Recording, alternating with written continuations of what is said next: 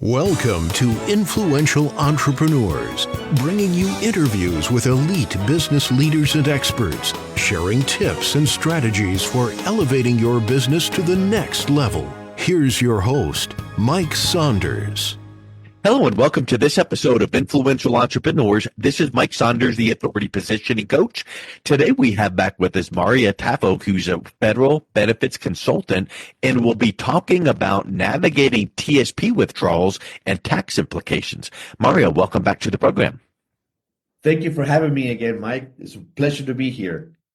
Hey, you're welcome. And I know that with your body of knowledge with the federal benefits, and there's so many things that these employees just don't know what they don't know, and you're on a mission to help educate and help bring these to light. So this, I know, is going to be a really powerful topic, because when you mix, withdrawals with tax implications, if you can lay the groundwork to help mitigate taxes. Now, my personal opinion is no one can ever eliminate, but you can mitigate or lessen them. That's what we want to find out. So let's start with this.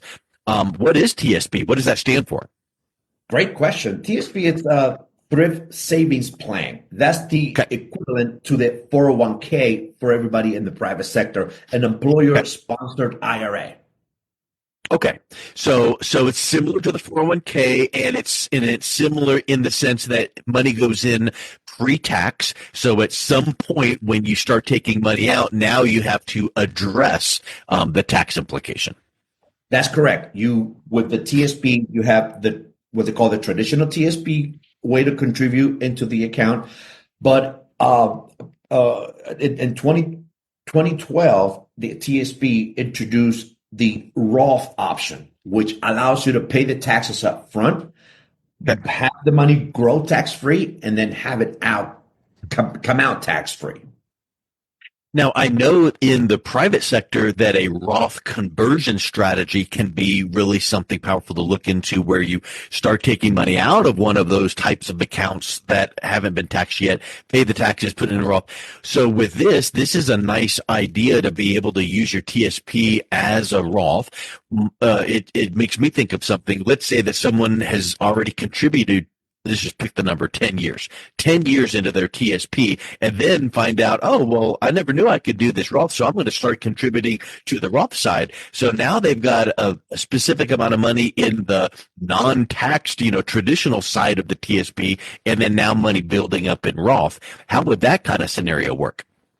Great question. So the TSP is set up for future contributions to be put into the Roth option, but for everything that's already in the traditional, that would have to stay in that account, but all of the future contributions can actually be moved into the Roth TSP option.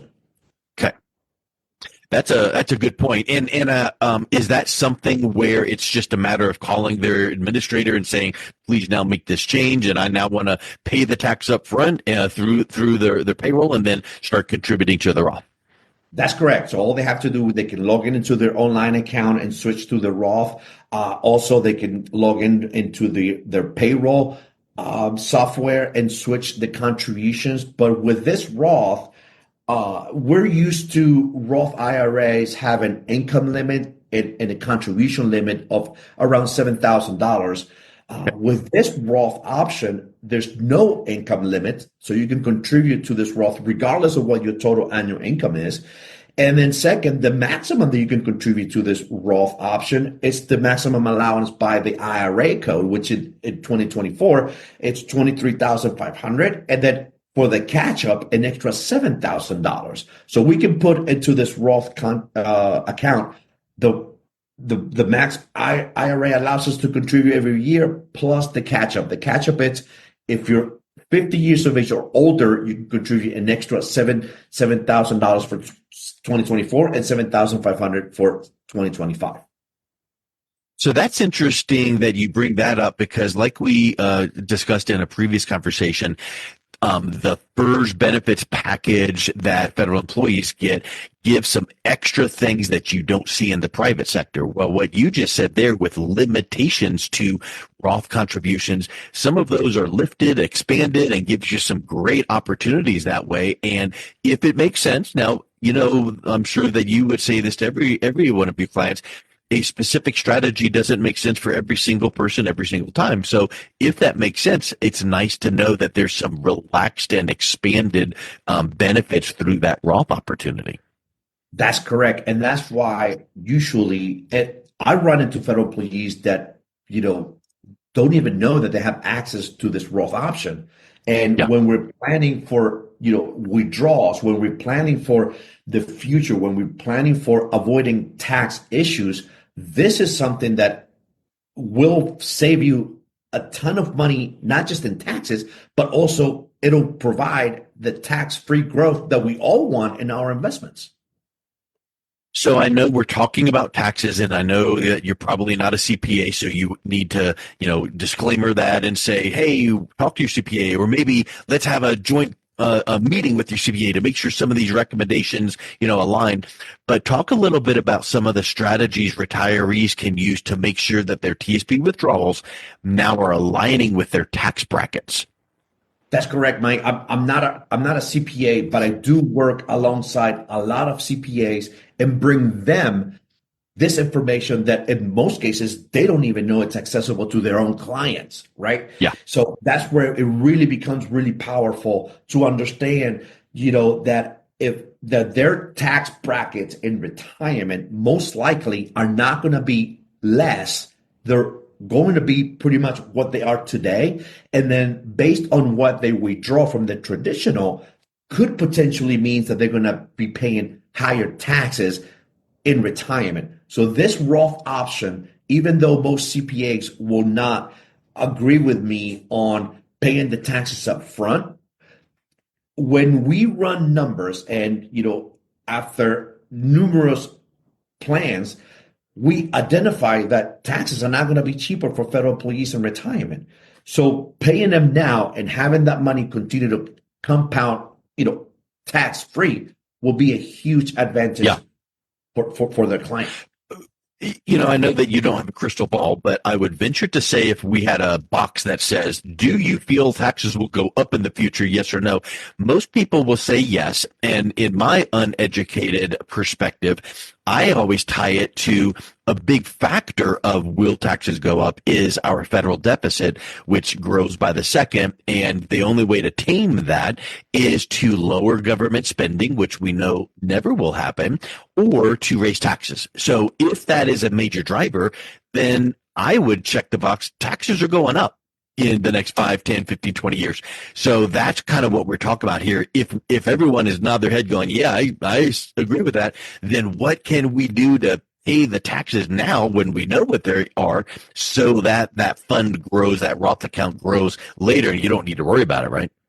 That is correct, Mike. So right now, not only, we're in some of the lowest tax brackets we've seen in history, and I agree with you. Taxes will definitely have to go up because the government will need to take more money in from us, right?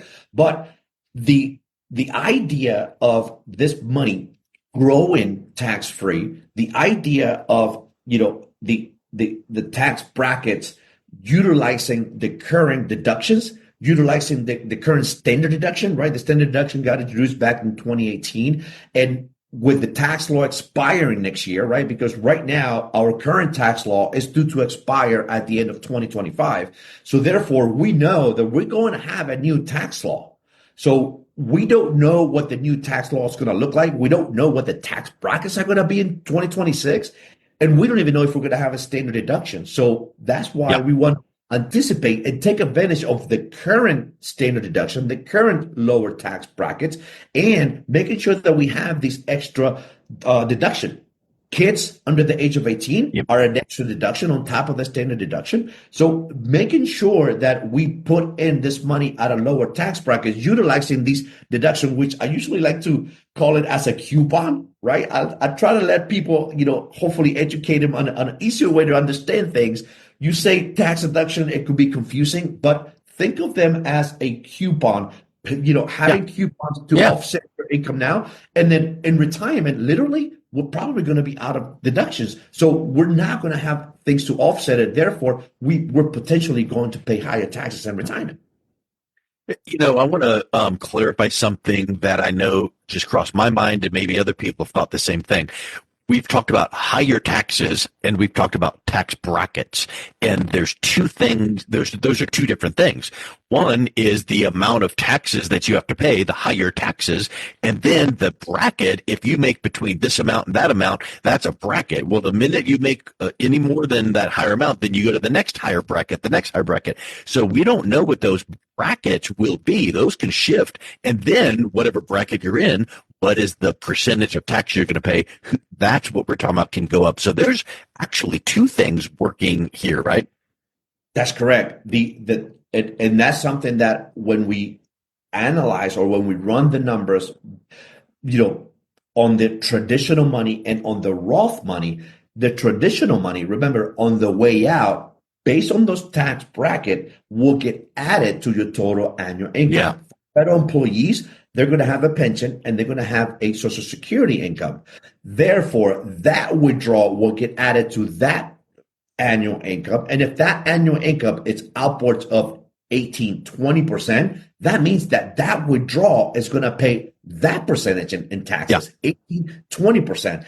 And if we put our investor hat on and we see or we look at what the returns average are on those TSP, it's somewhere between 9 and 12%. But let's say you did really well and your account performed 12%, and on the way out, you're in the 22% tax bracket. Mike, they lost 10% to taxes. Yeah. Yeah. And if you could know that and then hit rewind, there could have been some things to put into place to help lessen that impact. And that's where that Roth option comes in. That's why it's planning for retirement doesn't mean that you have to start planning for retirement as you get closer to the retirement age. It means plan for your retirement as soon as possible with what you currently have to make the best out of your retirement. Yep. So I know in traditional accounts like civilian jobs, not federal jobs with that 401k or IRA, there is something called RMDs, required minimum distributions. And basically the government said, all right, you've not paid taxes for decades. Now you got to start paying something. So at a certain age, you got to start taking out a certain amount. Does that apply with the TSP accounts? And if it does, how do you make sure that your tax planning for those withdrawals are being done in the most efficient manner? It sure does apply for the TSP because it's still a traditional account. The only thing that RMDs, the required minimum distributions, would not apply, it would be to the Roth money or the Roth amount of money that you have inside. But yes, at 73, your traditional money, your traditional TSP will become your income. And that's why under the federal employee retirement system under FIRST, you have 3 accounts. It's what OPM calls the 3-legged stool system. You have your pension, Social Security, and withdrawals from your TSP.